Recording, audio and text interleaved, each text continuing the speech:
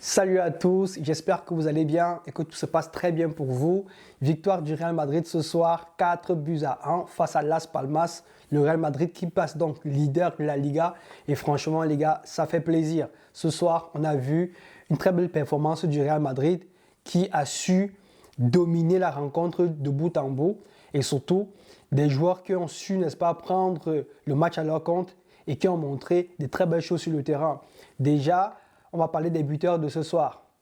Kylian Mbappé qui met un doublé, un but sur penalty et un magnifique but dans le match. Ensuite, il y a Rodrigo qui a fait également une performance exceptionnelle ce soir. Et enfin, Brahim Diaz. Déjà, on va commencer par Kylian Mbappé. Franchement, ça fait plaisir de voir Kylian Mbappé à ce niveau-là. Parce que depuis quelques matchs maintenant, on sent vraiment qu'il marche sur l'eau. Tout lui réussit. Sur le terrain, tout ce qu'il tente, il réussit à le faire. Mais surtout, ce soir, il est impliqué sur les 4 buts du Real Madrid, les gars. C'est fou. C'est-à-dire qu'on ne voyait que lui offensivement. C'était lui qui était tout le temps au cœur, n'est-ce pas, du jeu du Real Madrid. Il attirait à lui tous les ballons. Mais surtout, on sent vraiment qu'il a retrouvé cette aura-là qu'il avait perdue un peu vers la fin côté Paris Saint-Germain. Et surtout en début de saison où tout ce qu'il tentait, il n'arrivait pas à le faire. Ce soir, il a tenté plein de choses qui sont passées, mais ce qui est le plus impressionnant, c'est qu'en début de saison, il n'osait même pas tenter ça en fait. Mais ce soir, il tente, ça passe, et on le sent vraiment en confiance. Et franchement, ça fait plaisir de le retrouver à ce niveau-là. Parce que non seulement ça fait du bien à l'équipe, mais quelque part également, on ne va pas se mentir, ça fait également du bien à Ancelotti. Parce qu'avec tous les critiques qu'il subit depuis quelques temps maintenant, surtout avec la défaite face au Barça, où on s'est fait clairement humilier, c'est important en fait d'avoir un avant-centre qui marque. C'est très important. Donc, on a vu comment Zidane a souffert avec ça, avec voilà, des joueurs, des avant-centres qui n'arrivaient pas à faire la différence vers la fin. Et juste après également, après le départ de Cristiano Ronaldo, comment c'était compliqué offensivement de trouver quelqu'un. C'est vrai que Benzema a pris le relais, mais quand Benzema n'était pas là, était blessé, il n'y avait personne, les Jovic et tout ça, n'y arrivait pas. Et là, Kylian Mbappé qui arrive et qui est buteur à chaque match maintenant, les gars. Surtout qui aide dans le jeu. On sent vraiment qu'il s'est adapté au jeu de ses coéquipiers. Il aide vraiment dans le jeu et franchement, ça fait plaisir. Donc, Kylian Mbappé ce soir, comme je le disais, impliqué sur quasiment tous les buts du Real Madrid. Et franchement, les stats de son match peuvent en témoigner en fait à quel point il était vraiment sollicité. Le mec, sur les 90 minutes jouées, c'est déjà 2 buts avec 1,34% d'expected goal, ce qui est juste énorme en fait, juste pour ce seul joueur. Et à côté de ça, c'est 35 passes tentées, 30 réussies. Et bien sûr, les gars, 5 passes clés dans le match. Ça montre vraiment en fait l'implication du joueur. Et enfin, 56 ballons touchés de tout le match, les gars. C'est juste énorme pour un avant-centre.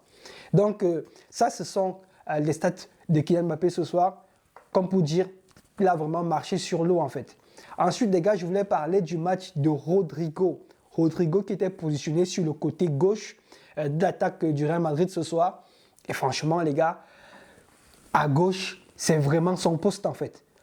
C'est vraiment son poste. À chaque fois que Rodrigo a joué sur le côté gauche, il a été exceptionnel. À chaque fois.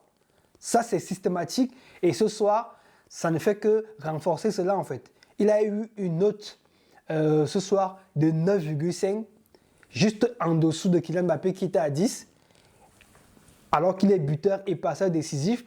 Et c'est pareil, sur quasiment toutes les actions offensives du Real Madrid, tout passait par lui en fait. Ce qui est bien avec ce joueur, c'est que non seulement il est fin techniquement, mais en plus de cela, il a cette intelligence de jeu qui lui permet de rentrer dans la créativité. Donc, il apporte de la créativité et pourtant, il est avant-centre. Et ça, c'est une très bonne chose parce qu'on a bien vu que ce soir, même si on a dominé la rencontre au niveau du milieu, voilà, c'est pas trop ça en fait. À part Ceballos, on n'a pas d'autres joueurs qui apportent de la créativité dans le jeu. C'est ça aussi qui nous manque en fait. Donc, ce soir, comment il s'appelle, Rodrigo, il a su apporter cela en plus d'être très fort offensivement, les gars. Donc, moi, je pense vraiment qu'il mérite d'être titulaire à tous les matchs. Mais surtout, on a bien vu qu'il y avait une bonne entente avec Kylian Mbappé. C'est tellement parce que Rodrigo, il est moins dans la provocation comme Vinicius. C'est-à-dire que Vinicius, c'est un peu le même style de joueur que Kylian Mbappé. Donc, Rodrigo est un peu différent et c'est la raison pour laquelle il s'entend bien, non seulement avec Vinicius, mais également avec Kylian Mbappé parce qu'il est complémentaire à eux, en fait, dans sa façon de jouer.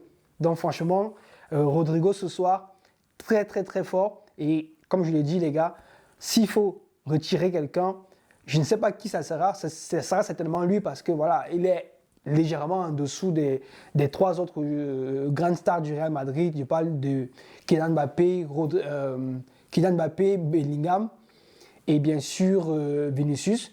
Mais sinon ça, s'il faut vraiment parler en termes de complémentarité, c'est lui qui s'adapte le mieux à ces deux autres joueurs offensifs qu'est Vinicius et Mbappé. Donc pour moi, il mérite vraiment sa place offensivement. Ensuite les gars, je voulais parler du match de Lucas Vazquez. C'est juste un truc de fou à quel point offensivement il apporte. En tout cas dans ce match, il a été percutant. Il a été percutant et pourtant il a très mal commencé le match. Au début du match, c'est lui qui est principalement fautif sur le premier but du Real Madrid. Sur le premier but que le Real Madrid encaisse en fait. Parce qu'il oublie encore une fois l'avant-centre derrière son dos. Encore une fois. Donc c'est systématiquement, à chaque match, il y a toujours un but en fait qui passe par lui. Parce qu'il oublie toujours l'avant-centre derrière son dos. Et ce soir ne faisait pas exception. Le premier but que le Real Madrid encaisse, ça vient de là. Et donc, quand j'ai vu ça, je me suis dit, voilà, il va encore nous faire un match catastrophique. Mais, curieusement, au même rythme que le Real Madrid, il a su monter en puissance au fur et à mesure que le match avançait. Certainement également parce que les gars de Las Palmas n'avaient plus la force offensive de nous faire, de nous perturber en fait. Donc, vu qu'il n'avait plus cette aura offensive-là, Vazquez n'avait plus besoin de défendre et donc il attaquait énormément et il a su montrer que voilà, il reste quand même un ancien ailier droit de formation et il a su montrer ce soir. Donc, Lucas Vazquez, impérial ce soir. Ensuite, les gars, je voulais parler du match, bien sûr, de Ceballos. Ceballos qui est vraiment en fait ce joueur-là qu'on néglige énormément parce que voilà, il fait partie de la rotation, c'est un remplaçant. C'est pas forcément le mec à qui on pense lorsqu'on constitue le milieu du Real Madrid. Mais encore une fois ce soir, il fait un superbe match, surtout dans la récupération des ballons et dans la conservation de balles. Donc de tous les milieux qu'il y avait ce soir, c'était le plus créatif et c'est lui qui a le plus apporté dans la création justement du jeu. Et donc je pense que, comme je le disais lors du précédent match, il mérite clairement sa place de titulaire. On n'en parle pas assez parce que voilà, jusqu'à présent, il était remplaçant. Il était dans l'ombre des Camavinga, des Tchouaméni et j'en passe. Mais depuis quelques temps où il a un peu de temps de jeu, on voit clairement qu'il apporte énormément, les gars. Ce n'est pas le joueur le plus rapide, ce n'est pas celui qui va marquer des buts dans le match, mais dans la construction du jeu, il est super important. Donc, Ancelotti, s'il veut vraiment avoir de l'équilibre dans son équipe, je pense que Ceballos doit être absolument titulaire. Et enfin, les gars, je voulais conclure également cette analyse pour parler de deux autres défenseurs, à savoir Fran Garcia et bien sûr Asensio. Ce soir, ils ont également été très intéressants. Fran Garcia, passeur décisif ce soir, je ne sais plus sur le but de qui exactement, mais le but de Rodrigo, voilà. Il a été passeur décisif sur son but. Donc, ça montre vraiment qu'il peut apporter quelque chose, surtout offensivement, parce que c'est un profil différent de Ferland Mendy.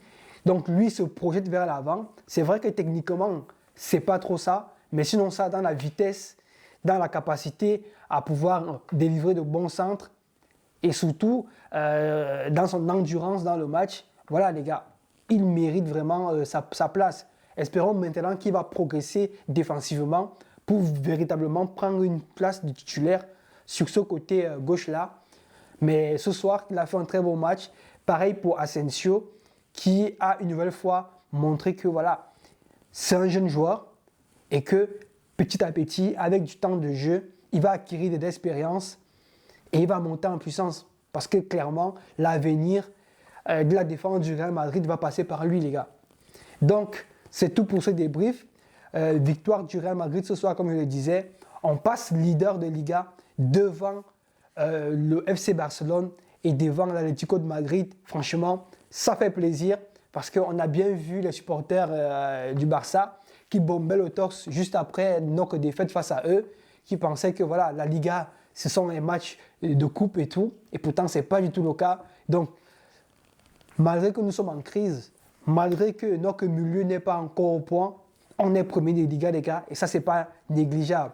Donc, on espère vraiment qu'on va garder ce rythme-là pour les prochains matchs. Prochain match, c'est en Ligue des Champions. On va voir si Ancelotti va reporter le même 11 qu'il a fait ce soir. On ne sait pas encore. Ça, c'est sûr que Tchouaméni, vu qu'il a renoncé au match juste à quelques minutes avant, on espère que ce n'est pas grave et qu'il sera là pour le match de Ligue des Champions parce que pour moi, je ne pense pas qu'on pourra véritablement jouer avec le même milieu que ce soir parce qu'il nous faut absolument un 6, les gars. Il nous faut un 6.